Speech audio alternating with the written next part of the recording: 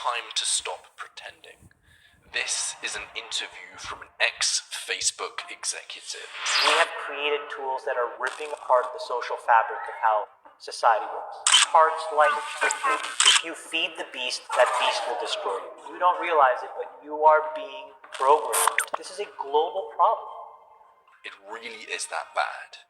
I've just finished watching Netflix's The Social Dilemma, which exposes how these tobacco farmers of Silicon Valley are manipulating us through their algorithms to profit from us. And it was a good documentary. It was a little bit hypocritical of Netflix to expose these algorithms when, as soon as the documentary was over, Netflix recommended me a new series to watch through their algorithm.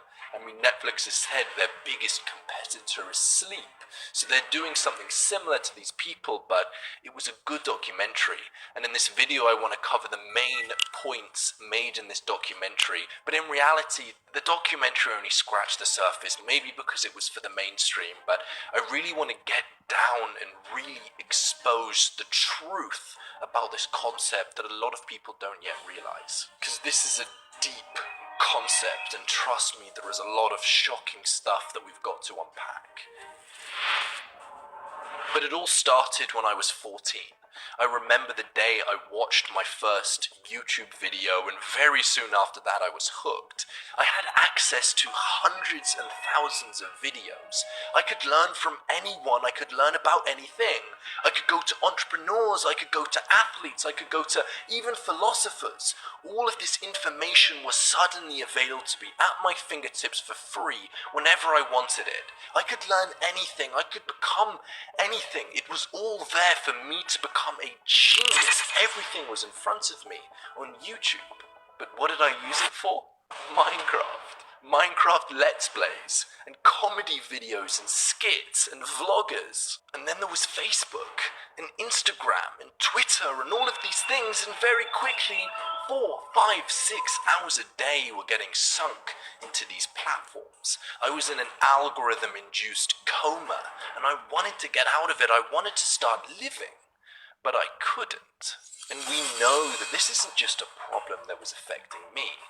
The latest digital report in 2019 discovered that the average person spends 6 hours and 42 minutes every single day online. That's over 100 days a year spent online. And it's not just the everyday person, even the greatest minds of this century are being stifled. We know Elon Musk has to take breaks from Twitter, and even Twitter's CEO has a limit on his phone to limit the amount of time he spends on these platforms. Even Apple's CEO admits that he spends too long on his phone. I have to tell you, I thought I was fairly disciplined about this, and I was wrong. When I began to get the data, I found I was spending a lot more time than I should. And I wish that it just ended here. I wish that it was just a time suck that could very easily eat into your productivity. I wish that was the only problem, but this is just the very beginning.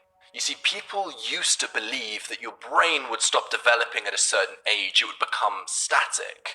But new researchers of neuroplasticity has discovered that your brain never stops evolving, your brain is plastic. A German study was conducted where they got medical students 3 months before they sit an exam and did a brain scan on them. Then after the exam, they did another brain scan and compared these brain scans to control students who weren't studying for that period of time. They found that the group of students that have been studying for the exam, their brain was completely different. Their brain was even bigger. And there are many other studies done like this, but the conclusion is clear. What you spend your time on literally changes your brain. It rewires it. And you can view yourself as a bit of DNA with a whole host of summation of experiences and thoughts, and all of this data that you've collected, it's all shifted your brain. You are what you eat. The information you consume, the things you do, it literally shapes your brain. And my friend Michael Simmons believes that these algorithms are giving you brain damage. How? Well, first of all, we all know it's messing with our attention span. A study done on 410 teachers and 2,000 parents discovered that 91% of the teachers had observed that their pupils' attention